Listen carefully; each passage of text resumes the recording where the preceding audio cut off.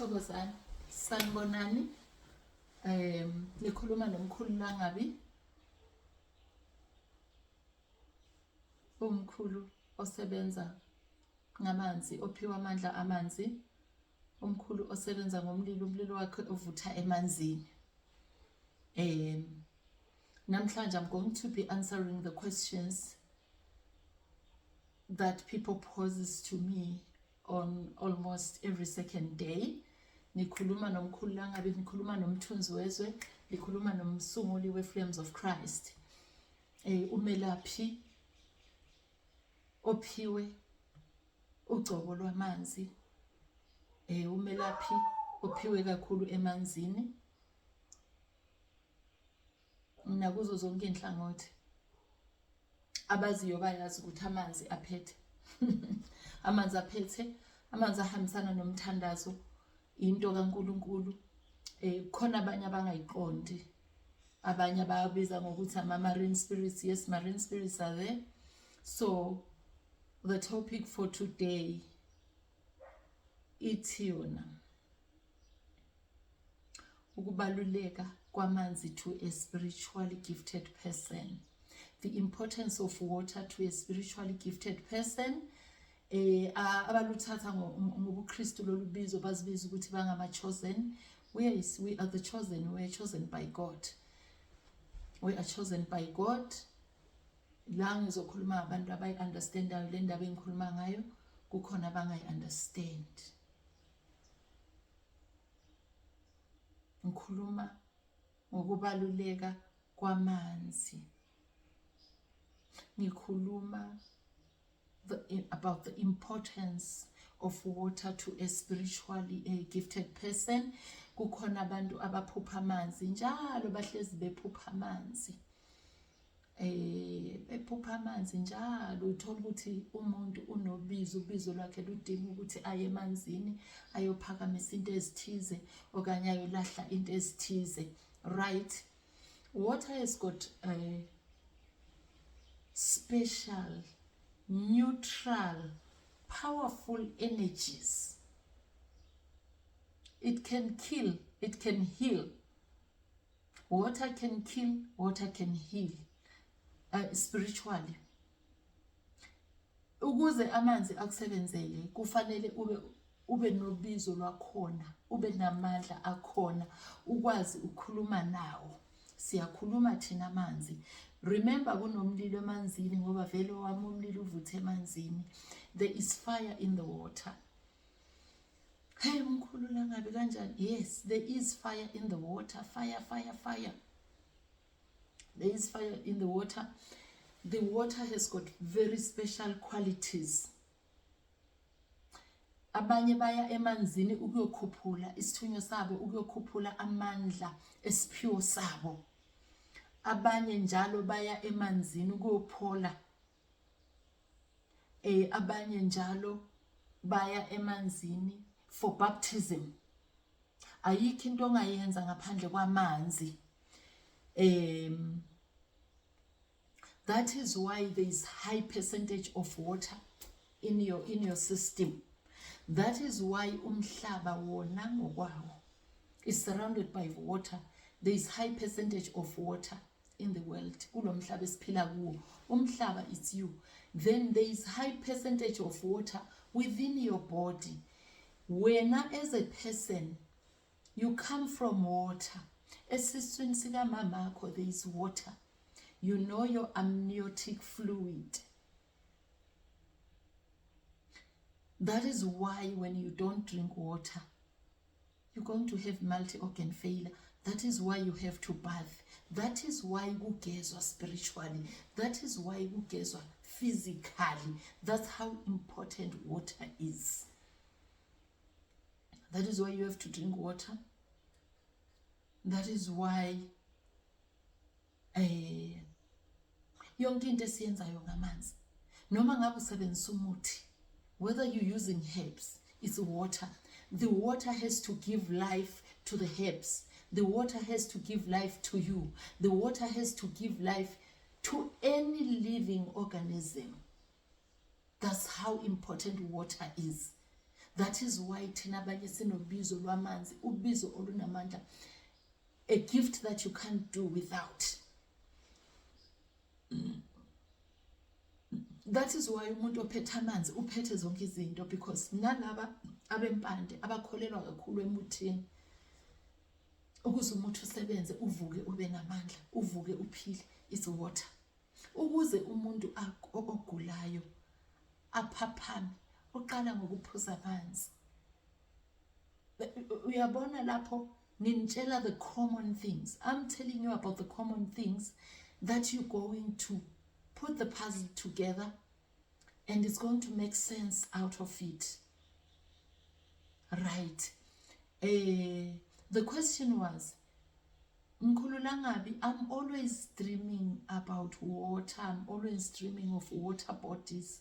Imifula, impophoma, ulwandle. Am I allowed to go there alone? Mkhululangabi, bambonisa metsi mo ditorong tsaka. Bambonisa lwatle, bambonisa dinuka, bambonisa di-dams. Is it okay? Go lokile na gore ke tsamaise ko metsing? Nna ke re no. Kulungile na Mkhululangabi ukuthi ngizihambele ngedwa emanzini? Mina ngithi no. No. Kukhona ke abanye abathe ngiyakwazi ukuziyela emanzini mina ngoba nanku ngihlezi ngiphupha amanzi. Ngithi ke mntwana sekhaya mawufuna ukuya emanzini zihambele. Wena uzozibonela ama results wakho. Right. Umuntu ophiwe ugcobo lwamanzi, obusiswe ngesipho esikhulu, isipho samanzi, isipho sokuthandaza, isipho segazini lakhe, because umzimba ungamanzi nomoya.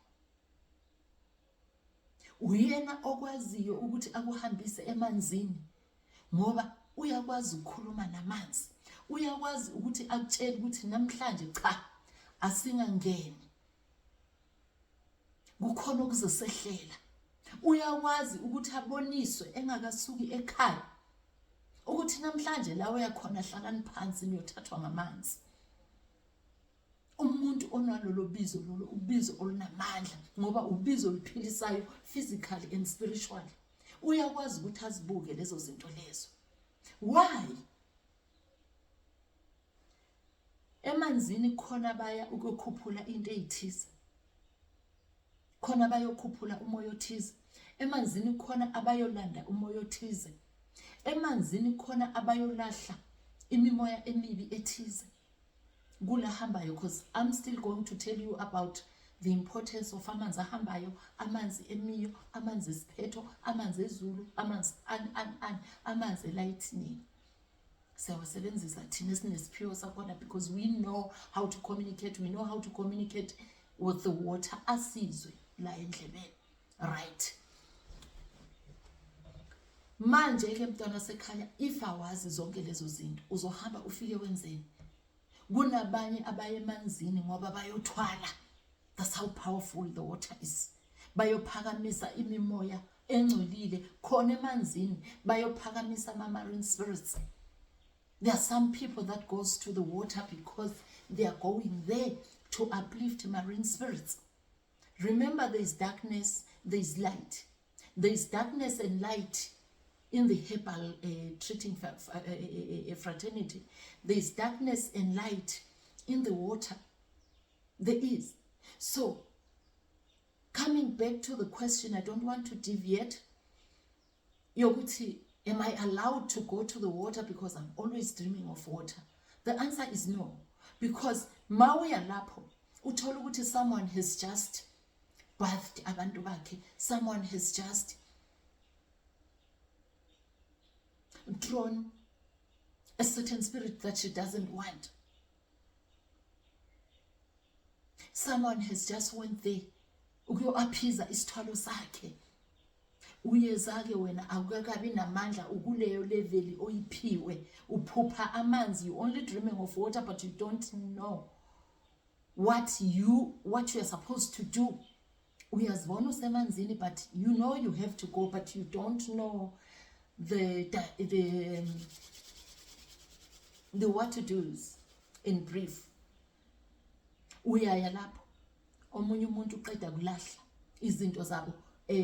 Zikhona ezinye izangoma, khona abanye abelaphi, khona abanye ama-healers whereby when they pass away emhlabeni bayakhuluma ukuthi izikhwama zami zonke nento zami zonke hamba niyozilahlela emanzini. Uthola ukuthi izilahlelwe emanzini zinokungcola thizeni ayekwenza yena njengomelaphi. Uthola ukuthi uyalapho kukhona umuntu oqeda kulahla lezo zinto, awukakabi namandla, usesenteke ngesimo sakho sobizo, usesekuma-basics, okanye awazi ukuthi wenzeni lapho. Uyafika uyangena lapho usuyothatha loyo mkhokha loyo uhambe nawe ekhaya. Uya lapho kunomuntu oqeda ku-aphiza isithwalo sakhe emanzini. Uyafika wena uyathatha ngoba awukakabi namandla okukhuluma namanzi akuvumele ukuthi ngena, sikulindile. Uyathatha uhamba nazo ekhaya lezo zinto. The next thing, you are going to pick bad spirits. You are going to pick marine spirits from the water that you thought you are going to heal yourself with. I'm doing this video so that you have to understand yourself. You have to understand the dynamics of going to the waters. If you do not have that gift, remember, ikhaya nekhaya linemvumo yakhona. Mangabe awunalo lolo bizo, hlala phansi. That is why people are dying in the water. Bahanjiswa ubani? Ngesinye isikhathi kuthathwa ihila, kuthathwe nabantwana babantu abazofuna ukuphila. Ngesinye isikhathi kuthathwa abantwana babantu bonke kusale ihila. Ngesinye isikhathi bathathwa ngisho noma umfula ungazange ukhelele. Why? Because of those certain things. Uyazila mawuye emanzini ufike ucele. There's lots of dynamics that I'm not even prepared to say it, because I've noticed that there's a lot written, there's a lot that is said on social media. Abanye bathwasa khona abalindi umoya kaNkulunkulu, umoya onamandla, umoya wethonga nakubo. Ukhuluma ukuthi hamba uye emanzini ufike wenza ukuthi nokuthi babona omunye umuntu esenza into nabo bayalandela. It's very dangerous. That's a very dangerous move. Bantwana bakamoya kufanele ubone lokho, ungaye emanzini uhambe uyothatha izinto ezingekho right. Ngeke ngathi mangiya ku holiday I was told ukuthi stop your car right here. I stopped the car in the middle of the mountains. Nizowabona amanye ama pictures where my car was driving so fast on top of the mountain. Kunabo mama bathengisayo lapho. Ngababuza ukuthi what is the problem? Bangitshela ukuthi yes, there is impophoma somewhere there, but sicela ukuthi ungangeni ngathi ayiyangena mina ngimpophoma self. Noma ungibiza ngola costa, noma ngabe ungibiza ngenyoka, noma ungibiza ngani, ngiyiyo ngiyangena ngiphume. Mina ngize ngithathwe ngamanzi angeke ngoba ngiyakwazi ukucheck into engaphakathi, ngiyakwazi ukucheck ukuthi kusuka bani lapho owenzeni. Then I went to that place. I discovered that there is 25 people that has died. Ogobela about 5, but it was mostly men and 2 women. And then I was told why they were taken. I was told bungozi bakhona, and the things that I was warned and told ngazo. Barile rona re hlokile ko metsing. Go dula mangelo ya hlokileng. These white angels. Yes, there are people that does funny things in the water. But if you've got that gift, you need to know why you are going there. Then I went there, ngafika ngaphilisa, ngafika ngastopa izifo zabantu lapho. I know you will say whatever you want to say, but I am telling you, I didn't choose the gift chose me. The gift chose me. Ngalandela, ngaphilisa, ngaphila. Ngiyaphilisa abantu akade bengeke baphile if angemukelanga ubizo lwami. That is why ubizo lokuthandaza luneyinkinga eziningi. Ubizo lokuthandaza, ubizo lwamanzi, that is why lukulethela inkinga eziningi, because usuka uhleli phezu kwamandla okufanele uphilise ngawo abantu. If you do nothing about your calling, especially leya manzi, your life goes left. Your life goes left because why? You are delaying the people that you're supposed to heal. That's how strong and powerful the gift is. So my answer is no. If ufuna ukuphikisana nami, ungaphikisana mntwana sekhaya. But uhlale wazi ukuthi you can go there and pick evil spirits. Know what you're doing when you're going there. Know what you are doing when you're going there, because it can be dangerous. It can be tough. Life is very spiritual. We are spirits inside the body. So if you go anywhere, we will connect on our spirits. You need to know what you are doing. You need to know what you are